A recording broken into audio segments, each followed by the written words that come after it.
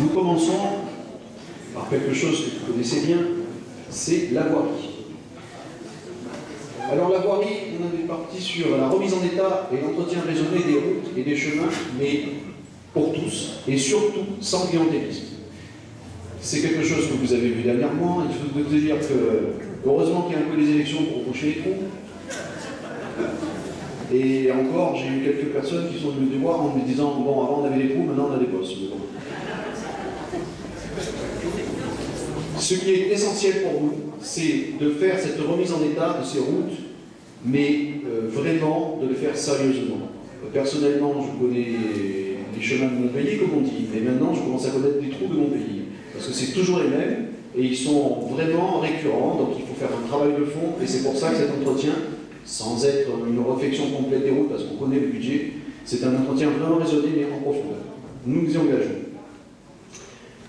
Le deuxième poste, c'est la mise en place d'un éclairage public efficace, mais avec des techniques modernes et économiques. Nous avons fait quelques études là-dessus, nous avons vu qu'il y avait de grosses économies à récupérer. Après, une intégration et un enfouissement de l'espace des collectes et des déchets et des poubelles. Donc ça, c'est un poste sur lequel nous avons assez travaillé. C'est relativement onéreux dans la mesure où les postes des poubelles, s'ils sont mal orientés, s'ils sont mal arrangés dès le départ, on en a eu un exemple qui est devant la poste, les gens n'ont pas la possibilité de se poser, de s'arrêter pour déposer leurs ordures dedans, finalement, ils laissent tomber. Et là, c'est vraiment dommage. Le quatrième point qui est de la voirie, c'est la déviation et la circulation sur les véhicules de plus de 12 tonnes par la voie de Valdonne. Donc ça, c'est quelque chose qui est assez essentiel. On vous le promet depuis tellement longtemps. Alors on a eu une chance là-dedans, c'est que normalement, tout va se faire. Nous allons bientôt avoir une sortie d'autoroute qui va être en haut de la MIA10, enfin pas chez nous, mais il va se mettre là-dessus. On aura certainement la position de pouvoir arriver à récupérer cet accès pour pouvoir avoir cette déviation qui soit complète. Mais ça, c'est encore un projet sur lequel nous y travaillons. Nous attendons de voir les plans définitifs. Au niveau de l'environnement, notre programme, c'est la plantation d'arbres et d'aménagement d'espaces verts dans les quartiers afin d'améliorer le bilan carbone. Nous avons d'ailleurs dans notre liste un spécialiste. La mise en place d'une démarche zéro produit chimique et zéro produit pour avoir des produits phytosanitaires. C'est quelque chose que j'ai pu voir en place sur Marseille avec une équipe que j'ai assurée dernièrement. Ça se fait très bien et ça marche d'une façon parfaite. Il ne faut pas croire que les produits chimiques sont les seuls produits qui sont des produits efficaces. Et ça, c'est très important parce que ça va permettre de maintenir la biodiversité de nos communes et cette opération zéro produit chimique, c'est quelque chose qui n'est pas un effet d'annonce. C'est quelque chose qui est vraiment dans le sens de la durée. Poste supplémentaire, c'est étude du déploiement d'énergie renouvelable au sein du patrimoine communal. J'ai trop regardé des constructions qui sont faites avec des toits qui sont trop en pente, sur lesquels après on nous dit qu'on ne peut pas mettre des panneaux solaires, ou des toits plats dans certaines écoles que nous connaissons bien, sur lesquels là par contre des panneaux solaires ils n'ont jamais été installés. Et ça c'est vraiment dommage, parce que quand on construit, il faut avoir ces opportunités toujours en tête. Poste supplémentaire, la finalisation de l'assainissement du collectif de l'école des hameaux. Alors l'école des hameaux, si vous connaissez bien, c'est une vieille histoire. Et là-dessus, l'assainissement collectif bute encore sur un problème tout bête, qui est un problème de terrain. Les fonds sont débloqués.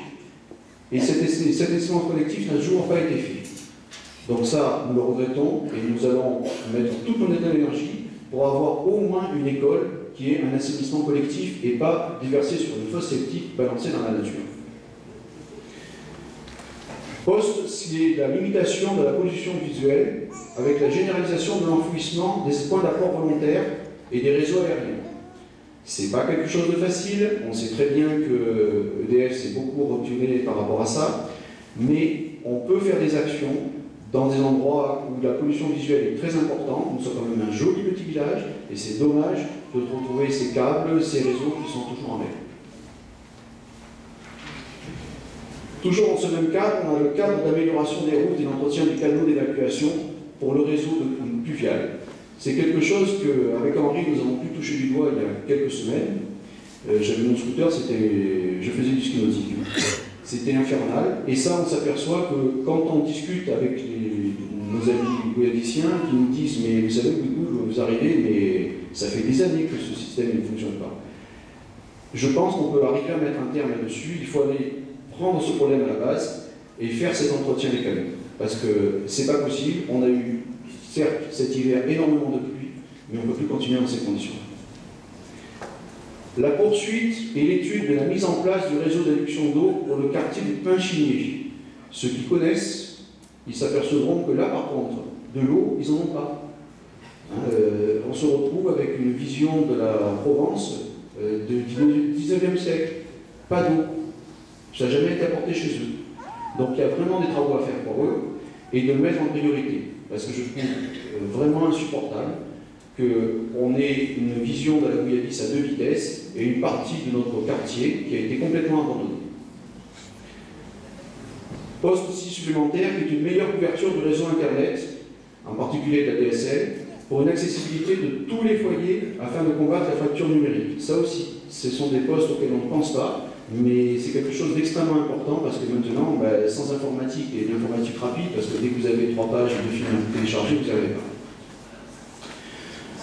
Poste de la sécurité. Alors la sécurité, on part sur la vidéoprotection des points sensibles. Mais nous allons le faire. Ce n'est pas une habitude. Pourquoi? Parce que la vidéoprotection, il faut le faire simplement sur les carrefours, les établissements publics et les zones d'habitation.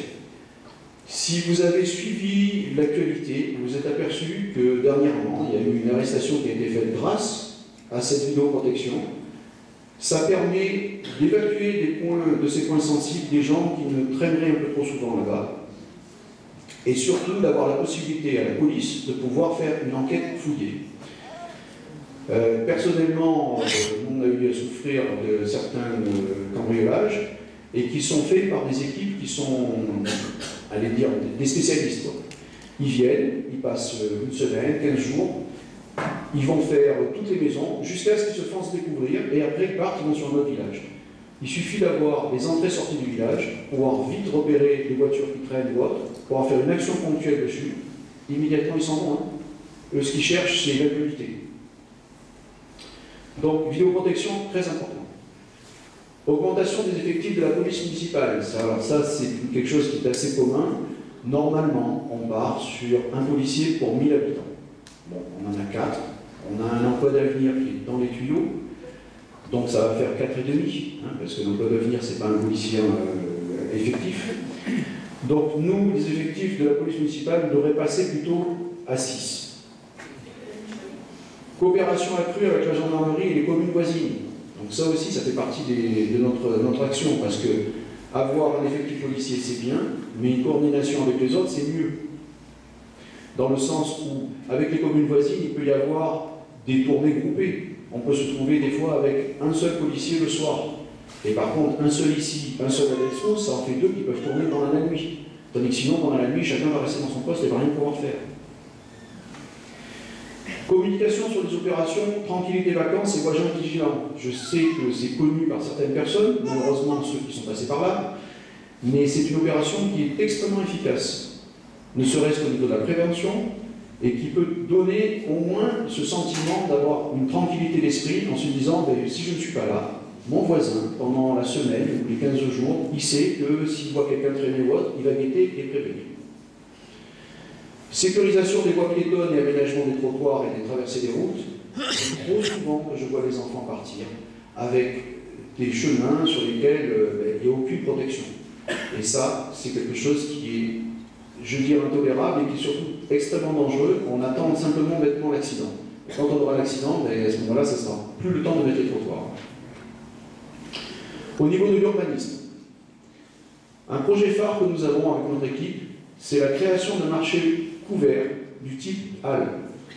Au cœur du village, pour l'accueil d'un marché authentique avec des nouvelles festivités saisonnières. C'est quelque chose qui est extrêmement important. Si vous avez remarqué les marchés de Noël ou autres, à part en mettre quelques-uns ici, on n'arrive à rien à fidéliser.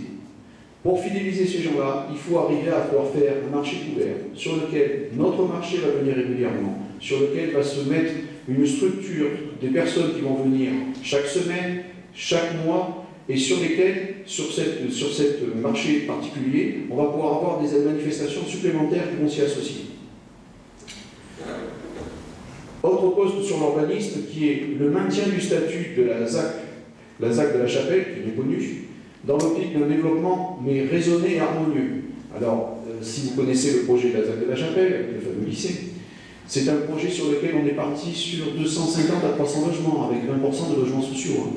C'est pas pareil, je ne suis pas contre les logements sociaux, mais concentrer tout ça sur cette zone sans concertation avec le reste de la Briadis, c'est amené à la catastrophe. Alors on conserve ce statut de la ZAC, mais on va faire un aménagement beaucoup plus raisonné. Parce que ce n'est pas possible, la Briadis ne pourra pas supporter un appel de personnes d'un coup comme ça. On va se retrouver avec nos écoles, nos crèches saturées d'un coup, et encore se trouver avec un problème supplémentaire.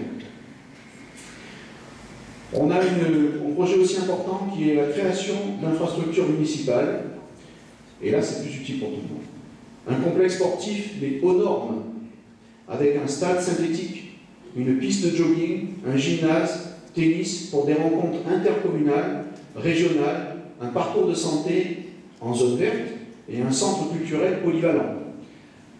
Alors ça paraît beaucoup tout ça, mais regardez autour de vous, regardez les autres villages. Ils ne sont pas mieux que nous, ils n'ont pas des rentrées d'argent extraordinaires, mais quand vous allez voir les équipements, on est chaque fois sidéré.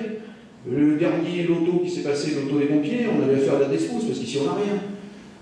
Vous allez voir un stade, vous êtes obligé d'aller encore sur la despousse. C'est pas possible ce truc-là. Ces équipements-là, on doit les avoir ici, à la Briadis. Un poste important, c'est l'application de la loi SRU. Mais c'est une application raisonnée.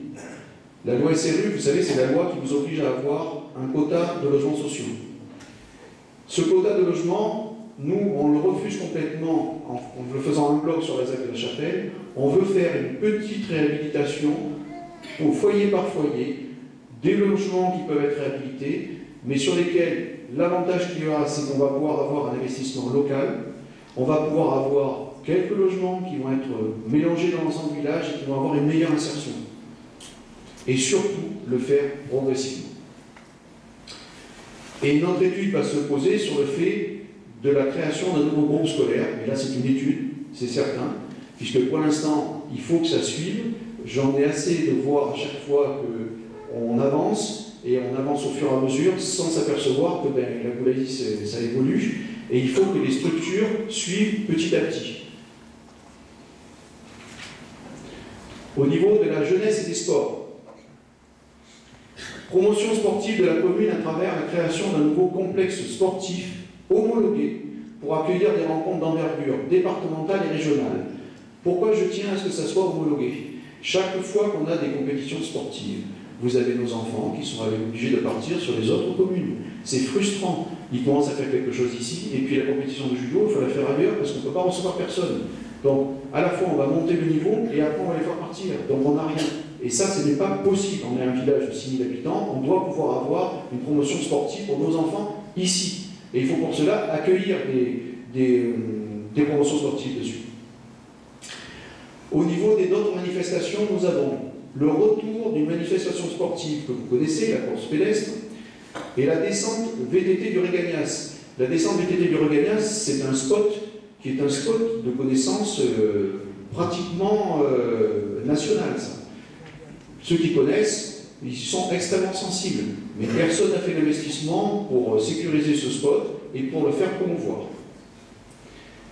Dans le poste région jeunesse et sport, vous avez création de la maison des associations afin de redynamiser le tissu associatif local.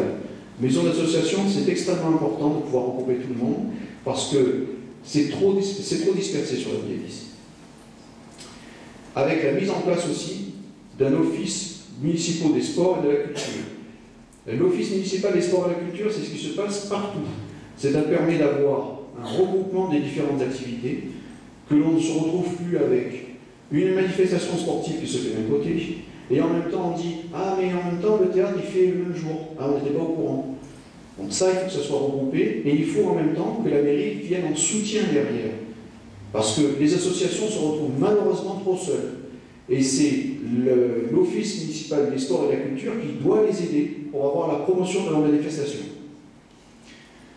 L'utilisation de la halle couverte doit servir à diversifier l'offre des festivités. À partir du moment où vous avez une halle couverte, vous allez pouvoir faire un concert, vous allez pouvoir faire des floralies, vous allez pouvoir faire des journées du livre. Et votre marché quotidien se retrouve dedans. Et donc on fidélise les gens et les gens viennent naturellement. Cette habitude a été perdue sur la Bouilladis. Tous les gens vont systématiquement sur les supermarchés et ici il n'y a plus rien. Donc c'est pour ça qu'il faut faire revenir le monde sur la Bouilladis et à travers les concerts et les floralies en particulier. C'est quelque chose qui est très demandé. Création d'un espace jeune et un espace jeune qui est pour les jeunes et par les jeunes. C'est quelque chose qui avait été tenté ici et qui n'a jamais abouti sur le long terme. Donc on part du principe qu'il faut responsabiliser les jeunes en leur donnant un local sur lequel ils ont un pouvoir s'investir dessus, qui sera quand même contrôlé, c'est logique, mais qui sera quand même un local sur lequel ils vont avoir la possibilité de faire des manifestations et surtout se retrouver. À quel endroit ils vont se retrouver actuellement? Au bar, et c'est pas très sympa quand même pour tout le monde. Au niveau social, vous allez retrouver les services de proximité, les renforcer au niveau des personnes âgées en difficulté. Personnes âgées en difficulté, le service social est extrêmement important parce qu'elles se retrouvent souvent coincées pour des problèmes tout bêtes auxquels vous ne pensez pas. Ils vont faire devenir un plombier, mais ils ne savent pas si c'est un bon plombier, si c'est un vrai plombier, un faux plombier. Comment on peut les aider par rapport à ça? Et ça, il faut qu'on soit en soutien par rapport à ces personnes-là. Mise en place de sorties collectives saisonnières pour les familles. Ça aussi, c'est quelque chose qui est une simple organisation, mais à partir du moment où on va commencer à faire des sorties saisonnières, vous allez retrouver avoir un noyau de gens qui vont fédérer tout ce groupe et qui vont avoir l'envie de se retrouver. Et c'est ce lien qui manque sur la Bouilladis. On est devenu un village dortoir.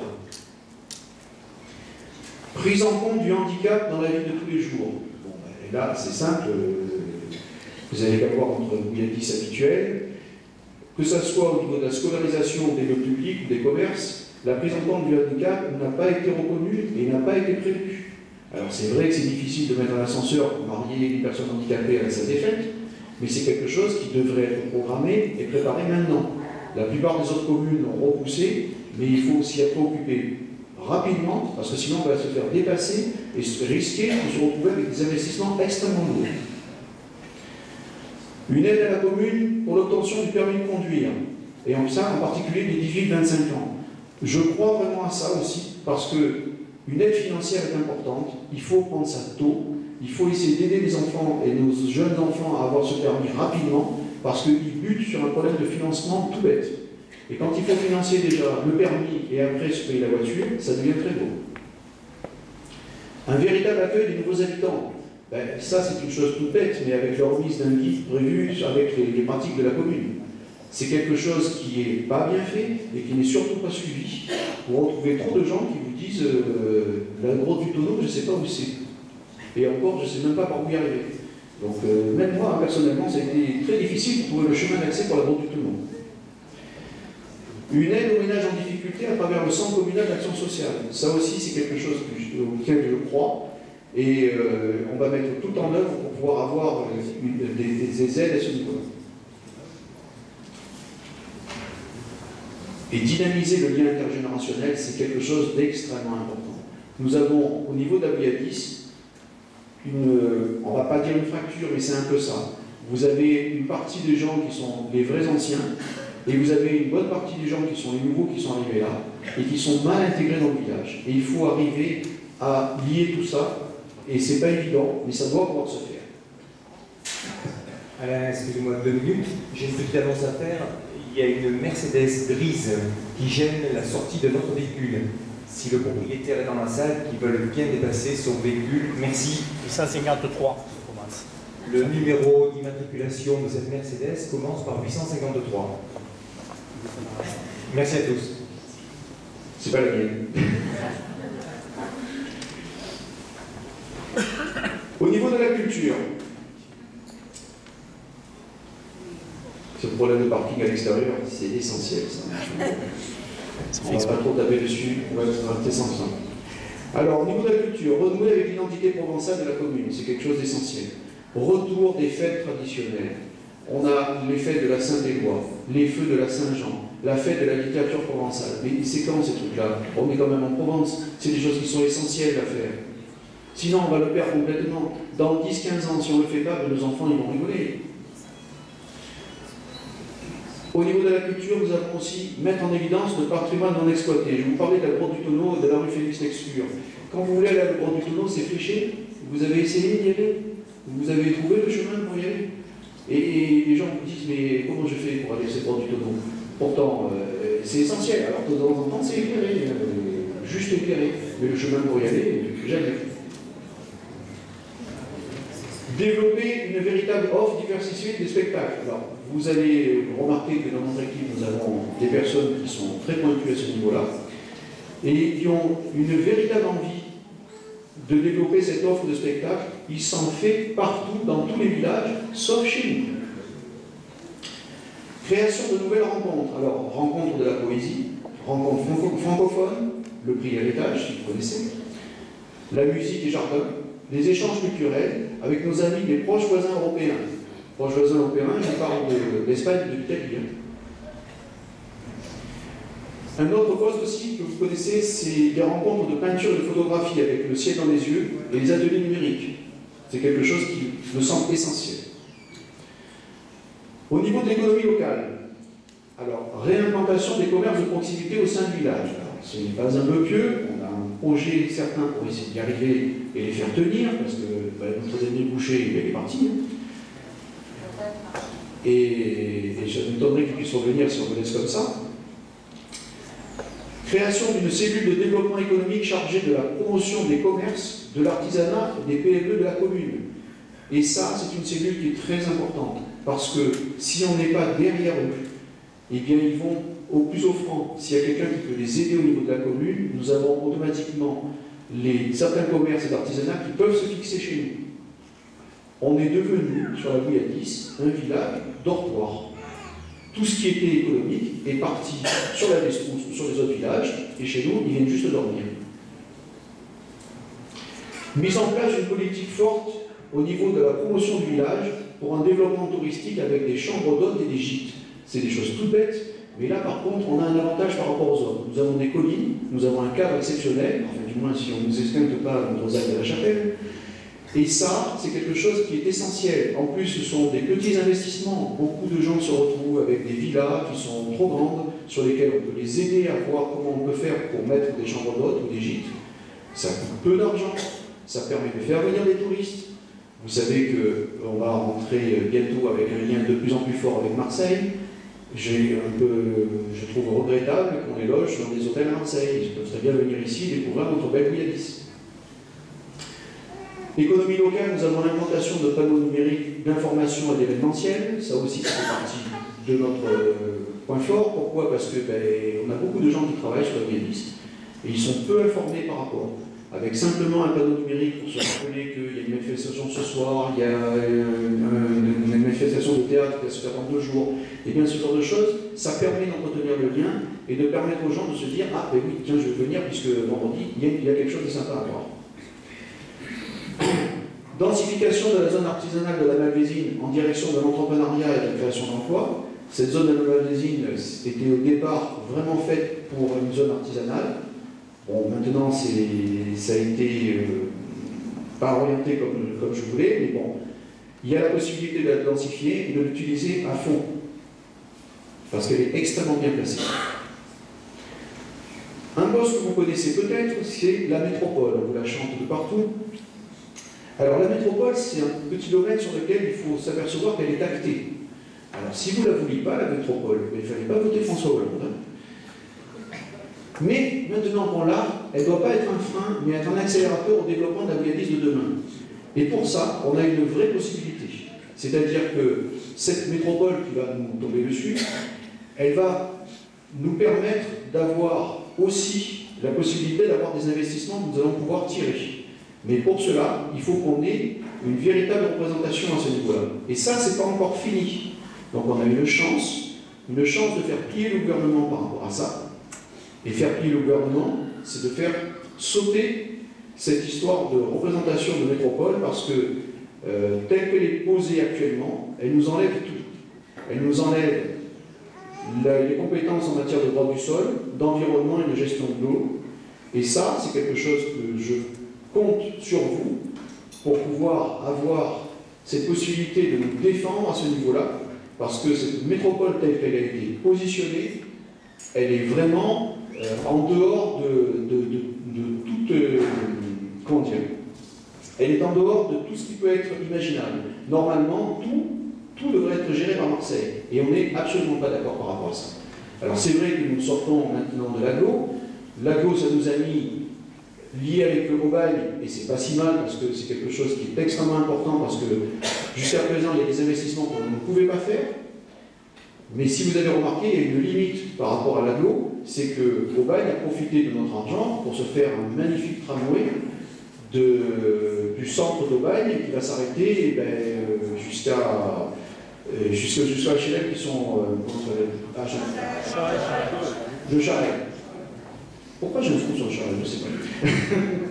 Le problème qu'il y a du Charret par rapport au centre d'Aubagne, c'est que actuellement, si vous avez remarqué, avec le désengagement de l'État, on va se retrouver avec cette voie qui va s'arrêter à Aubagne. Aubagne aura tout gagné et nous, on n'aura rien eu.